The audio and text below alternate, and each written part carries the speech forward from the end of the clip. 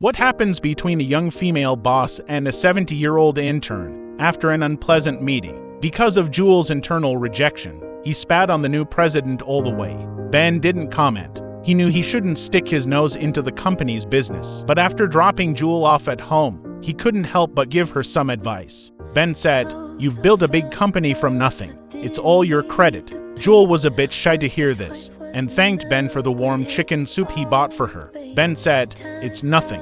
It's more important that you should get some rest." Then Jules' family then came out to greet her and the family was happy. In reality, the couple's relationship was falling apart. Jules' husband, Matt, had a promising job but quit to become a full-time stay-at-home dad for Jules' business venture. Jules felt that she was too busy these days and wanted to comfort her husband who was alone in taking care of the family. What will happen between the beautiful boss and the 70-year-old intern? This night before going to bed, Ben received a call. It was Jules' driver who resigned voluntarily. The assistant asked Ben to continue to be Jules' driver. The next day, as soon as Ben rang the doorbell, Matt said Jules was on an important call and invited Ben to come in and have a cup of coffee while waiting for Jules. Jules' daughter liked the kind Ben very much. They played together like a real grandpa and granddaughter. But Jules was not happy when she saw this. She didn't want colleagues to get involved in her family affair. And Ben's strong observation ability also made Jules feel uneasy. So she asked the personnel department to transfer Ben away. Ben knew nothing about this. He only knew that Jules was a very responsible boss. In order to let customers receive express deliveries with a sense of gifts, Jules would personally teach employees how to do it. Ben admired this young and promising girl more and more. And Ben also became more and more adapted to this job. But there was still one work creed that hadn't changed. That is,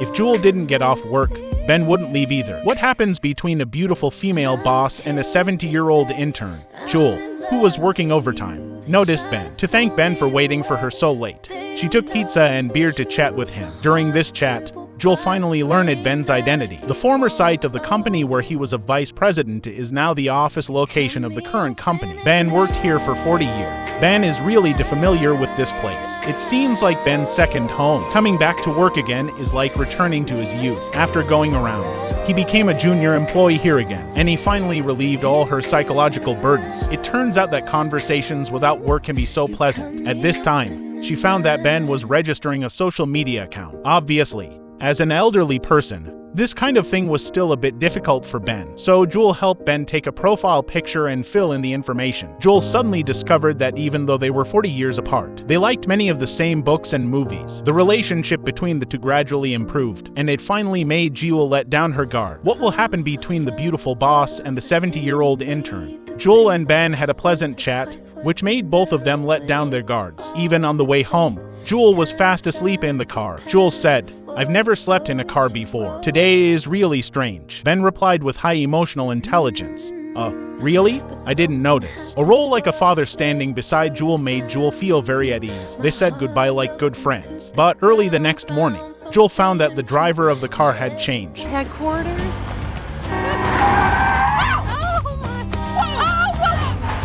Only then did she remember that she had asked the personnel department to transfer Ben away. At this moment, she regretted it a little. Ben was the precious friend. When she found Ben and wanted to apologize to him, Ben was delivering coffee in the catering department. Ben had no complaints and was still willing to be Jules' driver. Later, Ben became Jules' personal assistant. What happens between a beautiful female boss and a 70-year-old intern? Ben became Jules' personal assistant. She told the secretary to send all the emails to Ben and let him review the customer data. After saying that, Jules returned to the office. Suddenly, the female secretary burst into tears pitifully. She had obtained a business degree from a prestigious university and worked actively for 14 hours every day. But she had never received recognition from Jules. Now, her job was even taken by an old man. Ben understood her very well and handed her a handkerchief. A white handkerchief is a necessary thing for a gentleman. Ben said, "Can't we work and strive together?" Later, Ben analyzed the business model of their company and emphasized to Jules that the female secretary had been of great help to him and was a rare talent. Jules also understood Ben's meaning.